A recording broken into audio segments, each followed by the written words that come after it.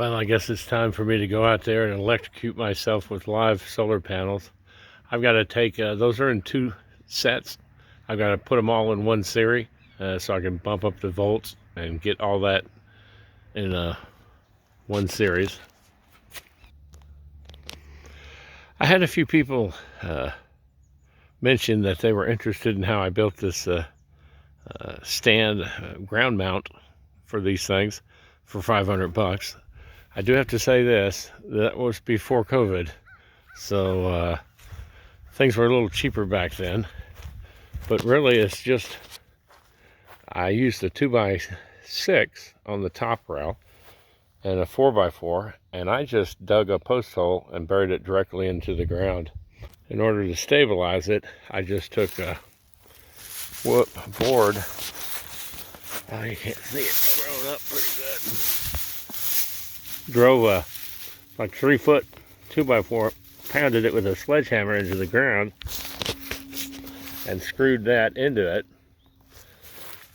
And it's just all dirt, no concrete. I didn't get fancy with that or anything. And then it's being braced from the top by a 2x6, and then a 2x4 on the bottom, which I'm mounting the tilt to it. And this is just in the electrical department.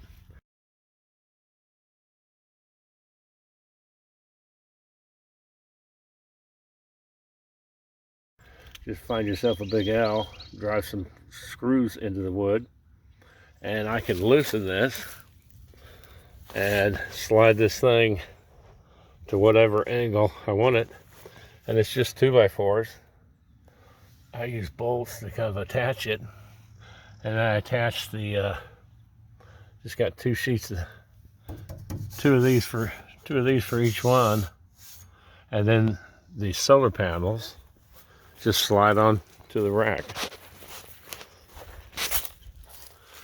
Right there, the solar panels.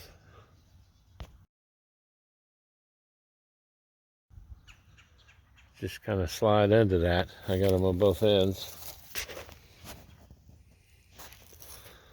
And you want to use a heavy duty galvanized hinge here, in my case, and then I had to bend it over.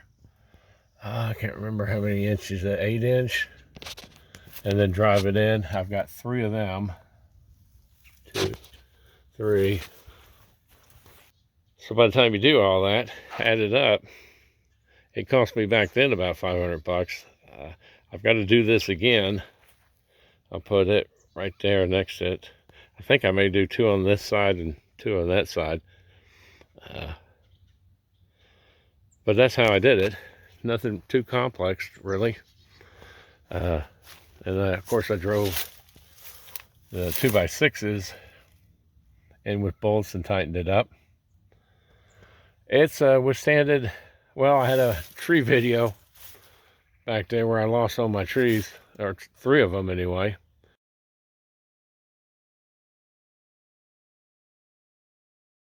But these things were fine. Didn't do anything to them.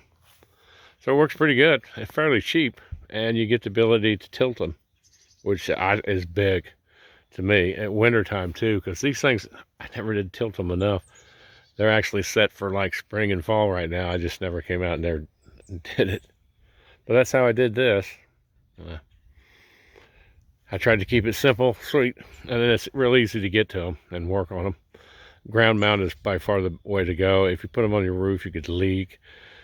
Your roof could leak and then you can't get to them. And, you know, it's easy for the solar people to install them up there because it doesn't cost them to build these mounts. But it's, if you got your own, you're building your own, you're far better putting them on the ground. Now, I've got some land, so that you got to have enough land to do it too. And so that may be a problem. I can understand that. But I'm fortunate enough I could put these out.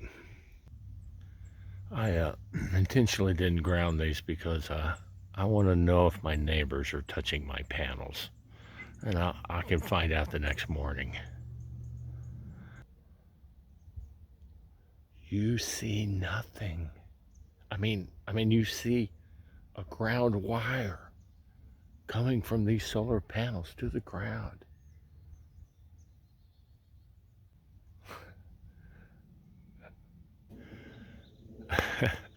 So obviously, kidding aside, you should ground these. Well, I hope this was what some of y'all were looking for, and I hope it helped. Obviously it's going to cost a little bit more than that, but the hardware bumped it up probably a little bit over 500, but I remember being in the 500 to make this whole thing. Probably not going to be the same now, but still I think it's fairly cheap. Also, my ground, pretty hard. Depending on your terrain and where you're at, you may not be able to do this without putting concrete or something down, but I was able to. So good luck with it. Hope it helped. Y'all take care.